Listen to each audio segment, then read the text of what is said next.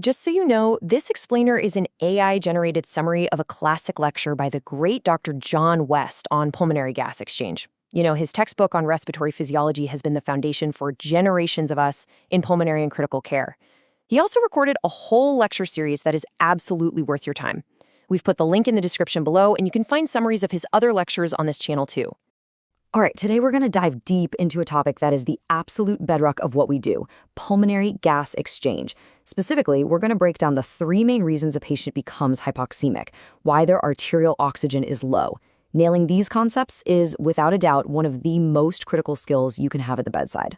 Okay, before we can even begin to talk about what goes wrong, we have to have a crystal clear picture of what right looks like. So let's follow an oxygen molecule on its journey, all the way from the air outside down into the mitochondria, assuming a perfectly functioning system. So, the journey starts right here. The air we breathe in, once it gets warmed up and humidified by our upper airways, has a partial pressure of oxygen, a PO2, of about 150 millimeters of mercury. This is our starting point. This is the pressure driving the whole system. But check this out. By the time that oxygen actually gets down into the alveoli where all the action happens, the PO2 has already dropped to 100. Now, you might be looking at that and thinking, wait a minute, we've lost a third of our driving pressure before we even got the oxygen to the blood? Well, it turns out that drop isn't a flaw. It's the sign of a beautifully balanced system. Think of it like a sink with the tap on and the drain open. Ventilation is constantly pouring fresh oxygen in, while the blood flowing through the pulmonary capillaries is constantly draining it away. That steady state is what sets the alveolar PO2 at that perfect 100 mark. Okay, so we have our balanced system. Now let's start breaking it. First up, what happens if we mess with the supply? What if we just don't deliver enough oxygen to the alveoli to begin with? Well, that is the essence of hypoventilation.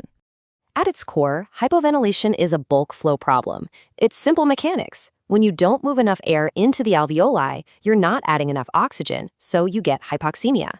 But it's a double whammy, because you're also not removing enough carbon dioxide, and that leads to hypercapnia, or high CO2.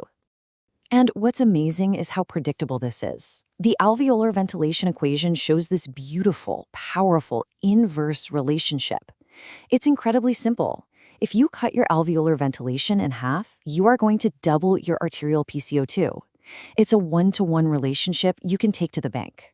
And we can see the direct fallout on oxygen using the alveolar gas equation. Let's put numbers to it. Normally, PCO2 is 40, giving us that alveolar PO2 of 100. But if we cut ventilation in half, the PCO2, just as predicted, doubles to 80. And look what happens when we plug that into the equation. The alveolar PO2 absolutely tanks, all the way down to 50. But here's the really important clinical pearl.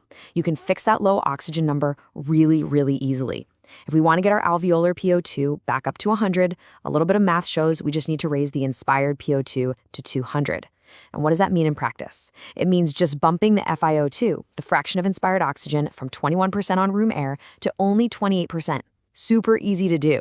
But, and this is the critical point that Dr. West always hammered home, don't be fooled by that. Yes, giving a little supplemental oxygen makes the oxygen number look good, but you have done absolutely nothing to fix the real, underlying, dangerous problem, which is the high PCO2. The only way to get rid of that CO2 is to increase ventilation. Period. All right, so that was our delivery problem. But what if the oxygen gets to the alveoli just fine, but then it struggles to make the jump across the membrane into the blood?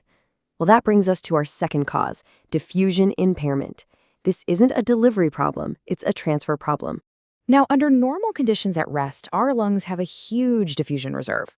A red blood cell is fully oxygenated in about the first third of its journey through the capillary. But we can stress this system. Think about heavy exercise. That blood is just screaming through the capillary, cutting transit time. Or if you go to high altitude, the pressure gradient pushing O2 across is just a lot weaker. And of course, diseases like interstitial fibrosis can make that barrier physically thicker and harder to cross. But here is a really, really important nuance.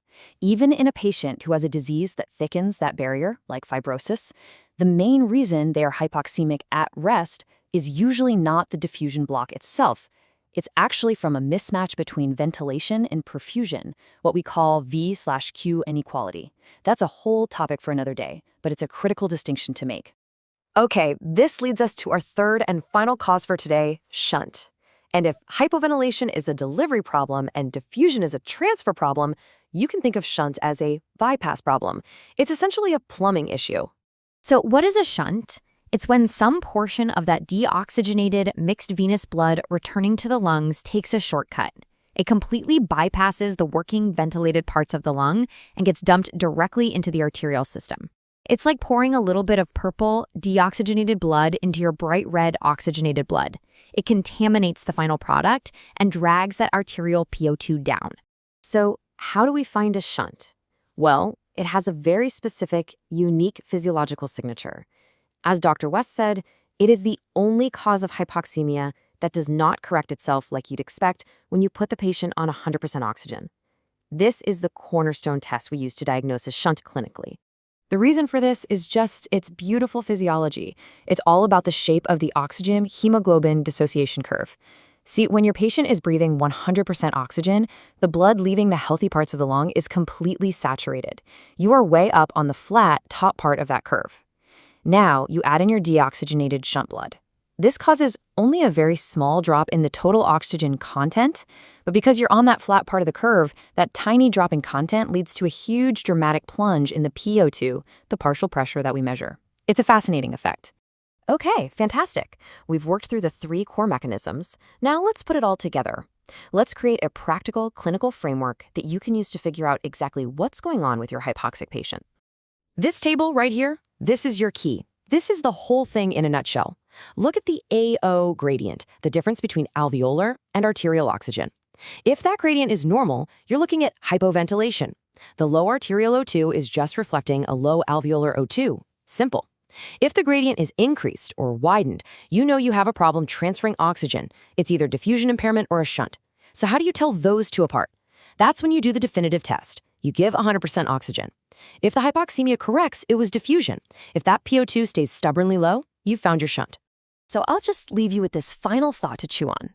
Since just giving a little oxygen can make the numbers look better in 2 of these 3 conditions, how do you use those other simple bedside tools, the PCO2 and the AA gradient, to make sure you're not getting fooled and to really zero in on the true physiological problem? Thank you for your time today. I really hope you found this useful. You know, medicine is just full of things we assume to be true, and real progress only begins when we start questioning them. So treat everything with a little healthy skepticism, and definitely take the time to go back and review Dr. West's book on respiratory physiology.